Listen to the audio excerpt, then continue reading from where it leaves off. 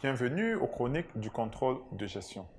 Pour ceux qui ne sont pas encore abonnés, n'hésitez pas d'aller juste en dessous de la vidéo, cliquer sur s'abonner afin d'avoir de façon systématique les prochaines éditions. Le sujet à l'ordre du jour est la notion d'indicateur de performance. Généralement au sein des entreprises, vous avez des managers qui fixent des objectifs, mais n'ont pas les éléments d'appréciation de l'atteinte de ces objectifs.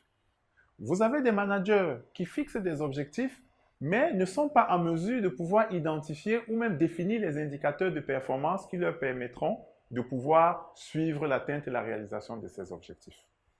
C'est quoi un indicateur de performance?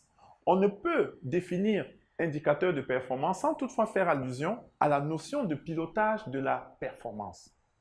Si nous prenons pilotage de la performance et que nous cherchons le synonyme de pilotage, nous allons avoir conduite.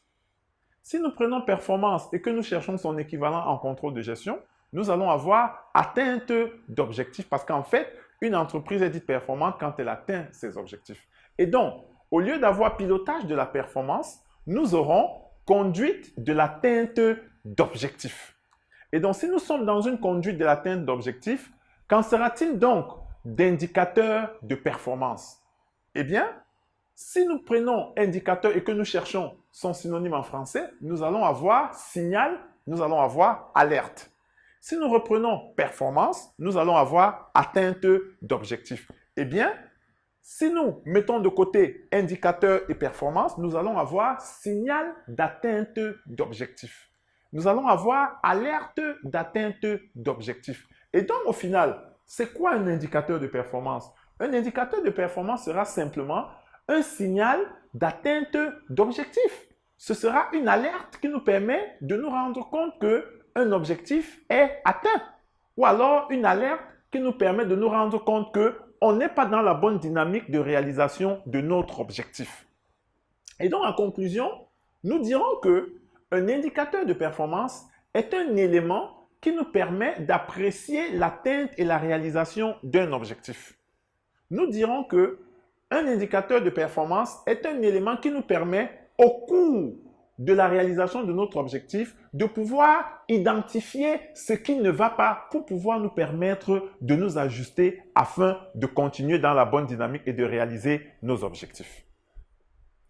Mesdames, Mesdemoiselles, Messieurs, ce qu'il faut retenir, c'est qu'on ne peut parler d'indicateur de performance sans parler d'objectif.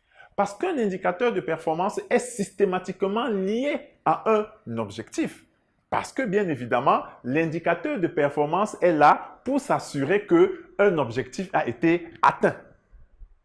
Mesdames, Mesdemoiselles, Messieurs, quand on parle d'un système de tableau de bord, quand on parle d'un système de pilotage de la performance au sein d'une entreprise, il est important qu'au sein de l'entreprise, chaque fonction, chaque direction puisse pouvoir avoir des indicateurs de performance qui sont reliés aux objectifs qui sont définis pour ces différentes entités. Mesdames, Mesdemoiselles, Messieurs, ce qu'il faut retenir, c'est qu'on ne saurait parler de pilotage de la performance sans toutefois parler d'indicateurs de performance.